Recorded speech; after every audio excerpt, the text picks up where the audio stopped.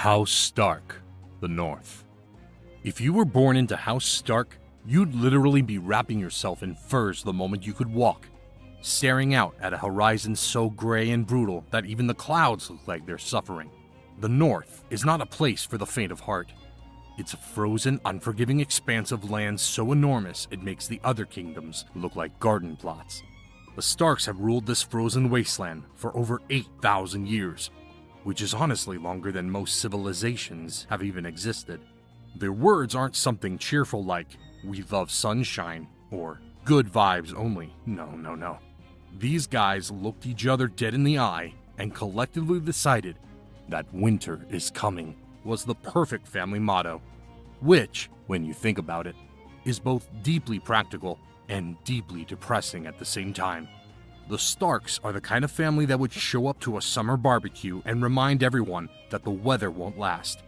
They are fiercely honorable to a fault, and that honor, bless their hearts, gets nearly every single one of them killed. Ned Stark was so honorable, he literally died for it. Robb Stark was so honorable, he married for love instead of politics and paid the ultimate price at the Red Wedding.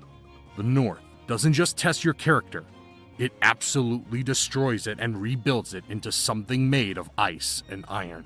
Yet, despite everything, the Starks always endure.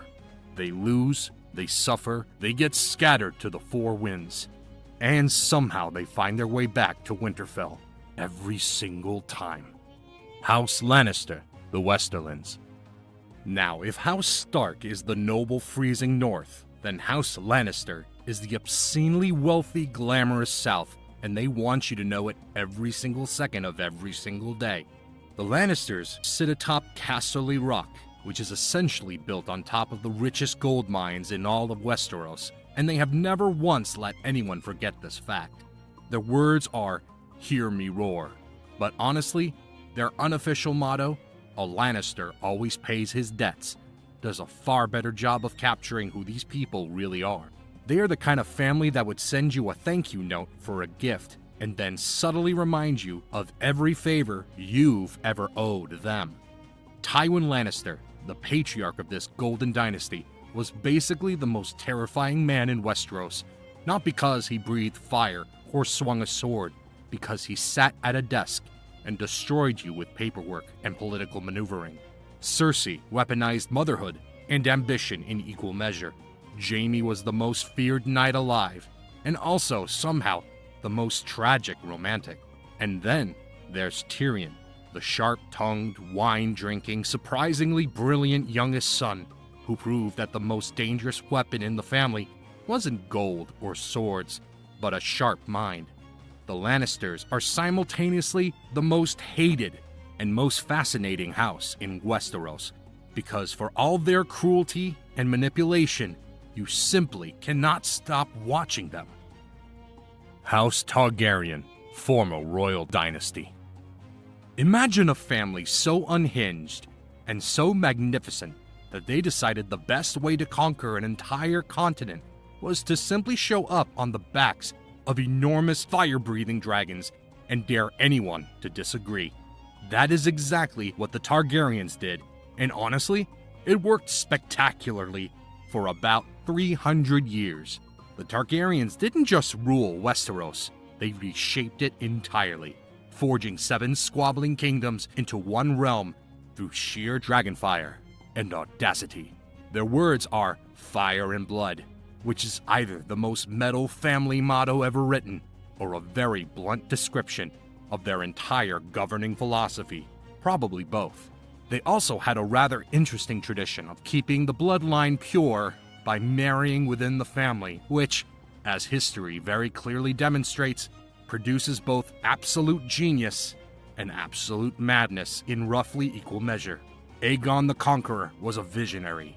The Mad King Aerys was a catastrophe. Daenerys was a liberator who became the very thing she swore to destroy.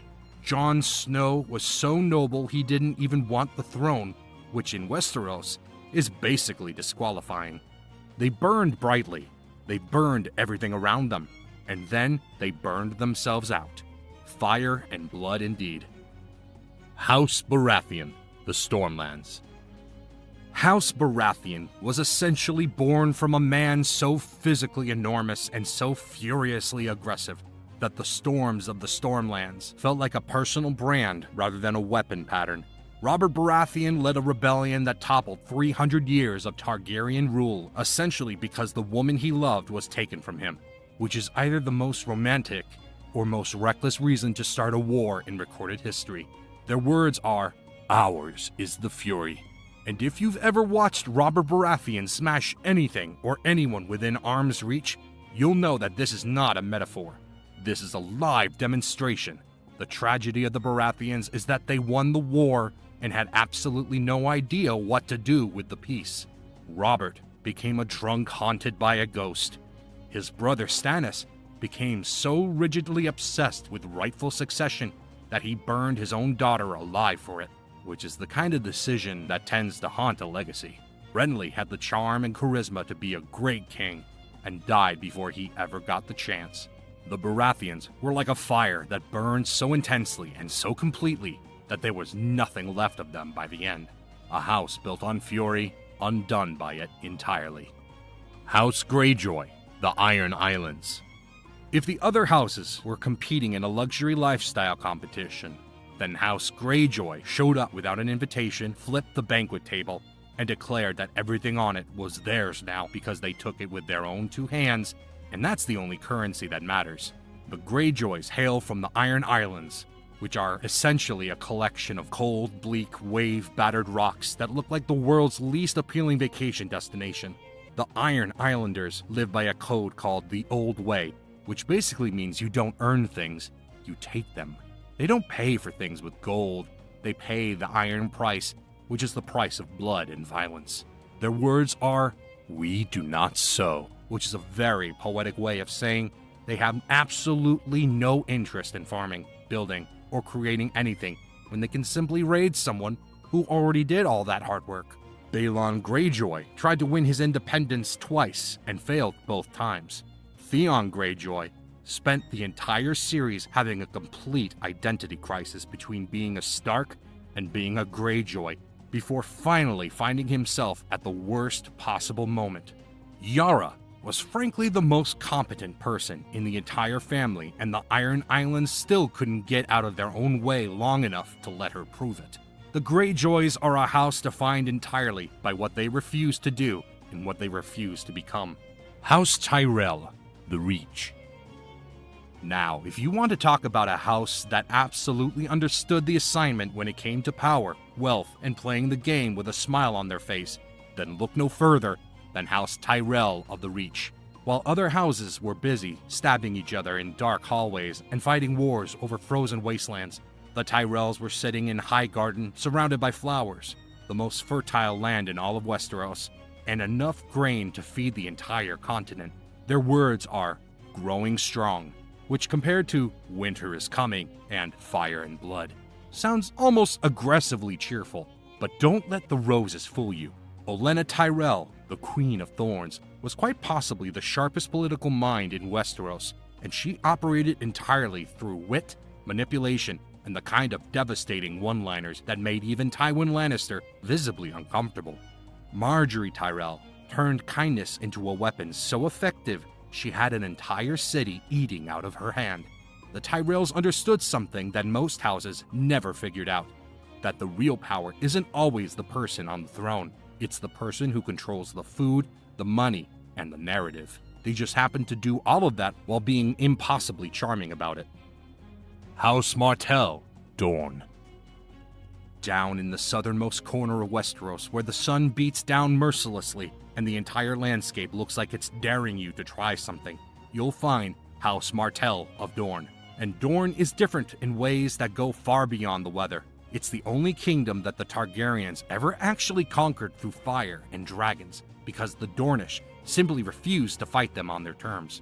They melted into the deserts and the mountains and made the conquest so exhausting and so costly that eventually the Targaryens just gave up and negotiated instead. Their words are unbowed, unbent, unbroken. And the Dornish genuinely mean every single syllable of it. Dorne also has entirely different customs from the rest of Westeros. Women can inherit equally, paramours are socially accepted, and the entire culture operates on a kind of passionate intensity that make the northern houses look like they've been emotionally refrigerated.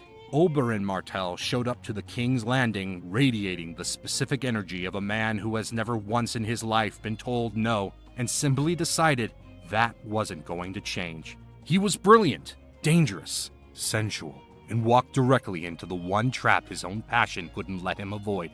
The Martells burned differently from the Targaryens, not with dragons, but with a slow and patient fire that never quite goes out. House Arryn, the Vale. Perched impossibly high in the mountains of the moon, so high that the clouds literally pass beneath the castle walls, sits the Eyrie, home of House Arryn. The Vale is arguably the most naturally defensive territory in all of Westeros, because the only way in or out is through a mountain pass so treacherous that most armies take one look at it and decide the whole invasion wasn't worth it. Their words are, "as high as honor," which sounds noble and aspirational, until you meet Lysa Arryn, who was breastfeeding her 8-year-old son. House Arryn should have been one of the most powerful players in the entire game. Jon Arryn was the hand of the king who started unraveling the Lannister secrets, and then died suspiciously before he could tell anyone. His death was the thread that started unraveling everything. The Vale had the men, the mountains, and the resources to sit out the entire war of 5 kings in perfect safety, which is exactly what they did for most of the series, making House Arryn either the wisest house in Westeros or the most frustrating, depending entirely on your perspective. House Tully, the Riverlands. If you were unfortunate enough to be born into House Tully, then congratulations, you live in the Riverlands, which is the Westeros equivalent of being the kid at school whose house is directly between 2 rival neighborhoods and gets caught in literally every single fight. The Riverlands sit at the geographic center of the continent, which sounds strategically valuable right up until you realize it means every single army marching anywhere has to march directly through your home. Their words are family, duty, honor, which is a beautiful sentiment and also a description of the impossible tightrope the Tullys walk in every single political crisis. Hoster Tully spent his life brokering alliances and marrying his children into powerful houses to protect the territory that cannot protect itself. Catelyn Tully carried the weight of that motto on her shoulders through every devastating choice she made. Edmure Tully was a genuinely good man who was perpetually in over his head in a world that had absolutely no patience for genuinely good men. The Riverlands are the most fought over, most burned, most devastated territory in all of Westeros, and House Tully endures it with a stubborn insistence on the value of family, duty, and honor, even as the world tears everything around them apart. Whether that makes them admirable or heartbreaking probably depends on which scene you're watching.